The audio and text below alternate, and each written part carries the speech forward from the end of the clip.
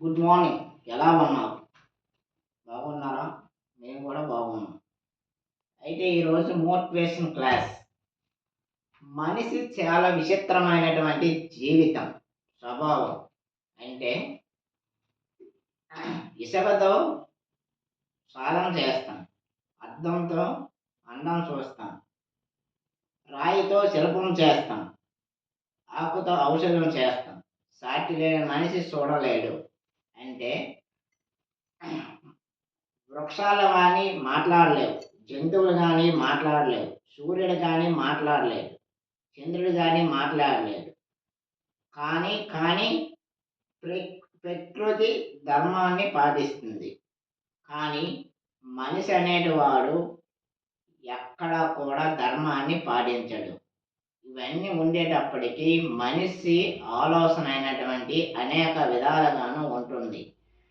మనిషి ఎప్పుడు సుఖంగా ఉంటాడంటే అనుకున్నన్ని జరిగేటప్పుడు సుఖంగా ఉంటాడు. కష్టం వచ్చినా నష్టం వచ్చినా ఎప్పుడు హ్యాపీగా ఉండాలి.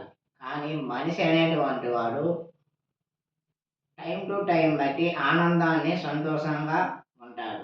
కానీ ప్రకృతి అనేటువంటిది సూర్యుడు చంద్రుడు అనేటువంటి ధర్మాన్ని కానీ పాటిస్తూనే ఉంటాయి. ఈ వృక్షాలు కానీ జంతువులు కానీ దైవ ప్రకారం ధర్మాన్ని పాటిస్తూనే ఉంటాయి. ఇది విచిత్రమైనటువంటి మనిషి జీవితం. మనిషి కానీ ఈ జీవితాన్ని చూడలేడు. ఈ జీవితం మనిషి ఎంత పుణ్యం చేస్తే గాని మనిషి జీవితం అనేటువంటిది దొరకదు.